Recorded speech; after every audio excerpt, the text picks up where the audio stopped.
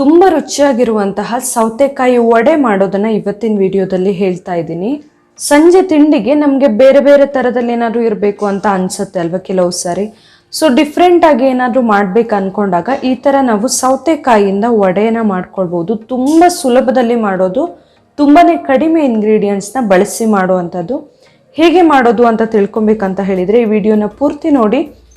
ಹಾಗೆ ನೀವಿನ್ನು ನನ್ನ ಚಾನಲ್ನ ಸಬ್ಸ್ಕ್ರೈಬ್ ಮಾಡಿಲ್ಲ ಆದರೆ ಪ್ಲೀಸ್ ಸಬ್ಸ್ಕ್ರೈಬ್ ಮಾಡಿ, ಹಾಗೆ ಪಕ್ಕದಲ್ಲಿರುವ ಬೆಲ್ ಐಕಾನ್ನ ಕ್ಲಿಕ್ ಮಾಡಿ.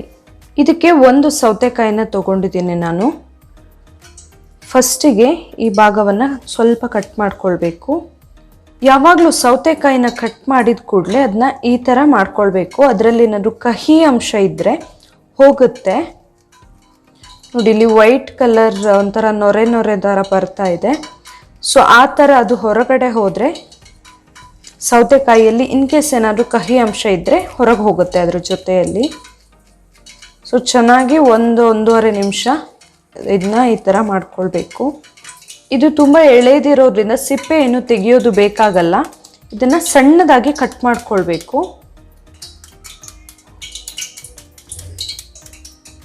ಈ ಥರ ಚಿಕ್ಕದಾಗಿ ಫುಲ್ ಕಟ್ ಮಾಡ್ಕೊಂಡು ಬಿಡಬೇಕು. ಇದನ್ನು ಇವಾಗ ಫುಲ್ ಕಟ್ ಮಾಡಿ ಇಟ್ಕೊಂಡಿದ್ದೀನಿ. ಇವಾಗ ಒಂದು ಬೌಲಿಗೆ 3/4 ಬೌಲ್ ಆಗುವಷ್ಟು ಅಕ್ಕಿ ಹಿಟ್ಟನ್ನು ಹಾಕ್ಕೊಳ್ತಾ ಇದ್ದೀನಿ. ಹಾಗೆಯೇ ರುಚಿಗೆ ಬೇಕಾಗುವಷ್ಟು ಉಪ್ಪನ್ನು ಹಾಕ್ಕೊಳ್ತಾ ಇದ್ದೀನಿ. ಉಪ್ಪೇನು ತುಂಬ ಜಾಸ್ತಿ ಬೇಕಾಗೋದಿಲ್ಲ. ಇದಕ್ಕೆ ಈಗ 2 ಟೇಬಲ್ ಸ್ಪೂನ್ ಆಗುವಷ್ಟು ಬೆಲ್ಲವನ್ನು ಹಾಕ್ಕೊಳ್ತಾ ಇದ್ದೀನಿ. ಚೆನ್ನಾಗಿ ಪುಡಿಯಾಗಿರೋ ಬೆಲ್ಲನ ಹಾಕ್ಕೊಳ್ಬೇಕು. ಇದನ್ನು ಚೆನ್ನಾಗಿ ಮಿಕ್ಸ್ ಮಾಡ್ಕೊಳ್ಬೇಕು. ಬೆಲ್ಲ ಏನು ಸಣ್ಣ ಸಣ್ಣ ಉಂಡೆ ಕೂಡ ಇರಬಾರ್ದು. ನೀಟಾಗಿ ಅದು ಆ ಥರ ಏನಾದರೂ ಉಂಡೆ ಇದ್ದರೆ ಅದನ್ನು ಕೂಡ ಚೆನ್ನಾಗಿ ಪುಡಿ ಮಾಡ್ಕೊಳ್ಬೇಕು ಕೈಯಲ್ಲೇ. ಇದಿವಾಗ ಫುಲ್ ರೆಡಿ ಆಗಿದೆ, ಮಿಕ್ಸ್ ಆಗಿದೆ.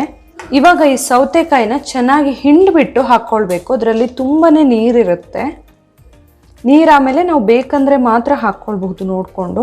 ಸೊ ಚೆನ್ನಾಗಿ ಹಿಂಡ್ಕೊಂಡು ನಾವು ರೆಡಿ ಮಾಡಿ ಇಟ್ಕೊಂಡಿದ್ದೀವಲ್ಲ ಅಕ್ಕಿ ಹಿಟ್ಟು ಮತ್ತು ಬೆಲ್ಲ, ಅದಕ್ಕೆ ಹಾಕ್ಕೊಳ್ಬೇಕು.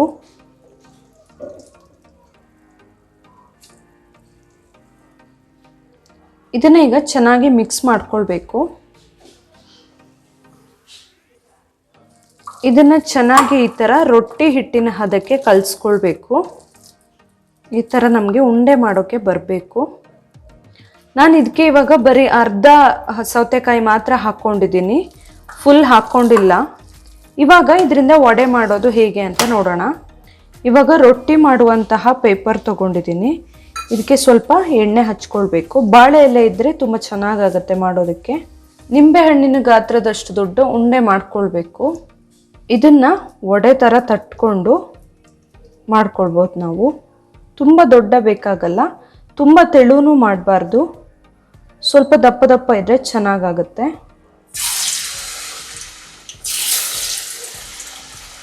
ಕಾದ ಎಣ್ಣೆಯಲ್ಲಿ ಕಾಯಿಸ್ಕೊಳ್ಬೇಕು. ಇದನ್ನು ನಾವು ಆದಷ್ಟು ಹಿಟ್ಟು ಕಲಸಿದ ತಕ್ಷಣವೇ ಮಾಡ್ಕೊಳ್ಬೇಕು, ಇಲ್ಲಾದರೆ ತುಂಬ ನೀರಾಗಿಬಿಡುತ್ತೆ. ಹಾಗೆಯೇ ಬಿಟ್ಟ ತಕ್ಷಣ ನಾವು ಏನು ಸೌಟ್ ಅಥವಾ ಸಟ್ಟಗನ್ನು ಹಾಕಬಾರ್ದು. ಸ್ವಲ್ಪ ಹೊತ್ತು ಬಿಟ್ಟು ನೀಟಾಗಿ 2 ಕಡೆ ಬೇಯಿಸ್ಕೊಳ್ಬೇಕಾಗತ್ತೆ.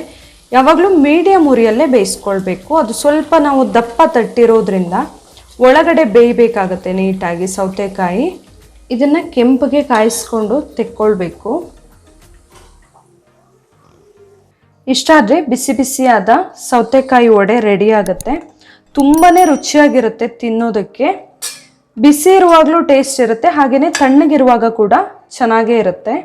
ಸಂಜೆ ತಿಂಡಿ ಏನು ಮಾಡೋದು ಅಂತ ಟೆನ್ಷನ್ ಇರುವಾಗ ಈ ಥರ ನಾವು ರುಚಿಯಾದ ದಿಢೀರಾಗಿ ಮಾಡುವಂತಹ ಸೌತೆಕಾಯಿ ವಡೆನ ಮಾಡ್ಕೊಳ್ಬಹುದು.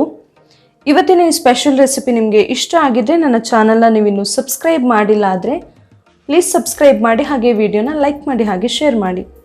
Thank you.